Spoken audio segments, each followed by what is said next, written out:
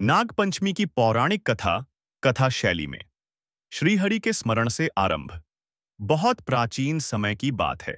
श्रावण मास की शुक्ल पक्ष की पंचमी तिथि अपने साथ एक अद्भुत कथा और धार्मिक महत्व लेकर आती है, जिसे हम नागपंचमी के रूप में मनाते हैं। एक तपस्वी ब्राह्मण आशित जरत्कारु थे। वे अत्यंत तपस्वी, संयमी और साधना में लीन रहते थे। एक दिन उन्होंने देखा कि उनके पितरों की आत्माएं अर्धव्युक्त अवस्था में लटकी हुई हैं। न तो मोक्ष प्राप्त कर पा रही थीं, न ही पूर्ण तृप्ति। उन्होंने कारण पूछा तो पितरों ने कहा, तुम्हारी कोई संतान नहीं है, इसलिए हमारा श्राद्ध और कर्म कोई नहीं करेगा। हमारी मुक्ति केवल तुम्हारे पुत्र से संभव है। इस पर आर्षित जरत्कारु ने प्रतिज्ञा ली कि वे विवाह करेंगे, किंतु केवल ऐसी कन्या से जो उनके समान नाम रखती हो।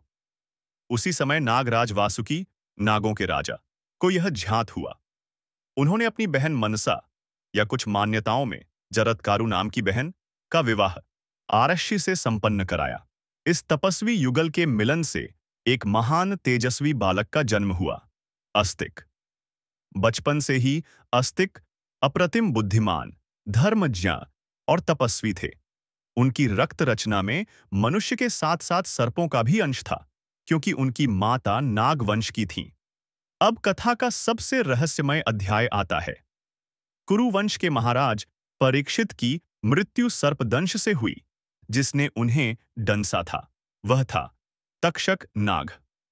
राजा परीक्षित के पुत्र जनमेजय ने क्रोध में आकर प्रतिशोध स्वरूप एक भयानक सर्प यज्ञ का आयोजन किया, जिसमें जो भी सर्प नाम लेने पर होम में खिंच जाता, वह वहीं भस्म हो जाता। इस भयावह यज्ञ से नागलोक में त्राही त्राही मच गई।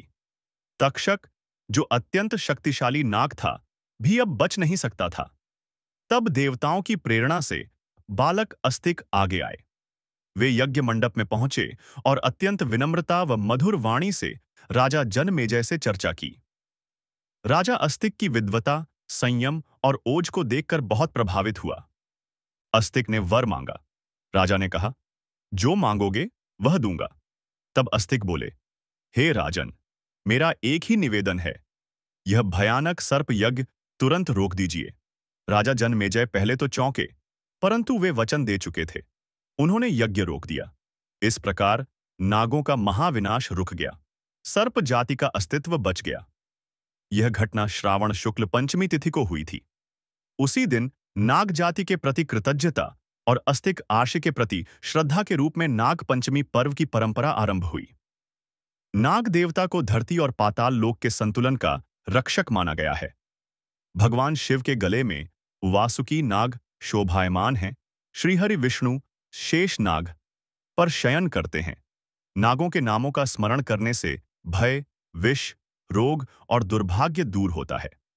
प्रमुख नागों के नाम इस प्रकार हैं: शेष नाग, वासुकी, तक्षक, करकोटक, पद्म, महापद्म, कुलिक, अनंत, शंखचूड़ आदि। 1.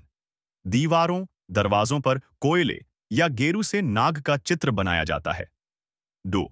नाग देवता को दूध, चावल, फूल, दूर्वा और कुश अर्पित किए जाते हैं। 3. महिलाएं भाइयों की लंबी उम्र की कामना करते हुए उपवास रखती हैं। 4. नाग मंत्र बोले जाते हैं,